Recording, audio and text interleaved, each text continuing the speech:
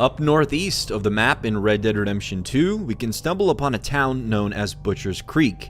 It's a place that, for the most part, is just a quiet little settlement of a few dozen hillbillies who don't really do much of anything, and they just live out a peaceful lifestyle. At first glance, it seems like not much of interest, but then we look deeper into this settlement's story, the people that inhabit it, and the location at which it resides. What we find is very frightening, and for most of us, leaves us scratching our heads at something we simply don't understand.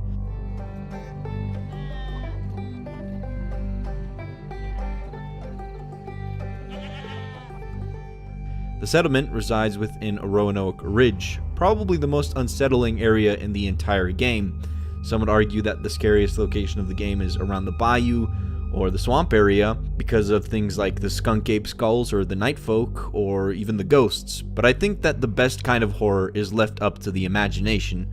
I think that things that you can't see are the most frightening things that we'll ever experience, and I think that that's exactly what Roanoke Ridge does. Just walk around this area of the map at nighttime.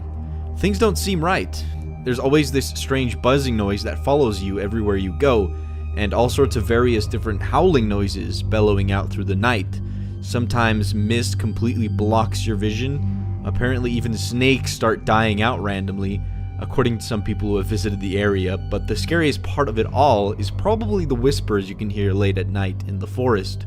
The whole area is just completely unsettling, and the best part about it all is that you don't know why any of this is happening. There's even been a green moon that lights up the area some nights, and apparently only a few people over on Reddit have even seen this at all. Apparently it's completely intentional, and it isn't just like a lighting glitch or something, because some strong bassy type of music starts playing when you start seeing that. Plenty of things to uncover at this location of the world, including treasures, hidden hideouts, little Easter eggs and whatnot, but I think the most valuable location is that of Butcher's Creek, which is located just south of Roanoke Ridge.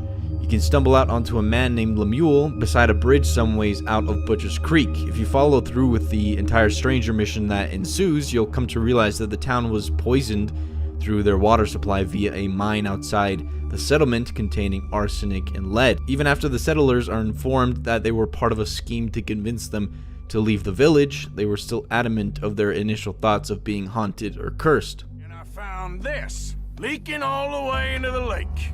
You've been poisoned. No, we were warned not to heed what you say. Well, let him tell you then. What's this? It's nothing. Nothing?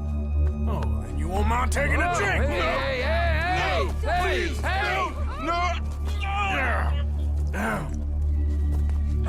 You killed me. I'm poisoned. Poison now, is it? Oh, the dig. All they found was arsenic and lead. I dug down into the cave system and spread. I was meant to get you all to go. Now you heard it. It's taken me. Oh, dear God, there's no arguing, it's clear as day. We're cursed. Curse? What are you talking about? One would think that they were delusional, and that the poisoned water had gotten to their heads. But upon closer inspection into the town, we can discover a few things that lead us to believing otherwise. If you stand at this location outside of the village, we can see what looks like a red window. If we move any closer to the window, the red light changes yellow. Step back and we'll see it turn red again. If we try to use binoculars or the scope of a rifle, we'll see the light turn yellow again. Obviously, the first thought is that perhaps we have some sort of a lighting glitch on our hands, and of course, that would be the most logical conclusion. But the thing is, if this was a glitch, then why was it never patched? The red light has always been here since day one. If this is something deliberately put into the game, then why is it this specific window? What significance might it have? Oftentimes the color red is associated with demons and Satan, so for all we know, this could be a hint at something that could be cursing the town. Around the time of 4 a.m. at the edge of the village, you can see a pentagram light up under the shack here, and there's no denying that this isn't something involving a satanic presence here in the settlement. The villagers are absolutely convinced that some sort of evil is plaguing their village, and suddenly a pentagram pops up here at night. It's not a coincidence. Obviously, pentagrams are associated with rituals and sacrifices and Satanism, so it only made sense that Red Dead Redemption 2 players would come around this area and try sacrificing various animals and people. Nothing came out of it, but I still think that the pentagram has some sort of significance. Perhaps the man we picked up outside of Butcher's Creek, Lemuel, the one who started this whole stranger mission in the first place, was actually the man who lived in this shack here above the pentagram. But if you haven't noticed, the shack is a bit run down, so it seems like nobody has lived in it for a while. Just outside of the shack, you'll notice a man sitting on the porch outside. He doesn't say anything other than what the average NPC would, but I think what's interesting here is the fact that he's sharpening what seems to look like a stake.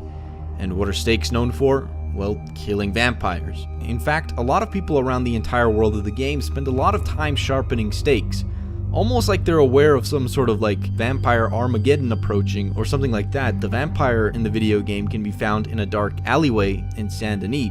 People thought, well, if these people are sharpening stakes around this area of the game, then potentially the vampire could be the one we should sacrifice.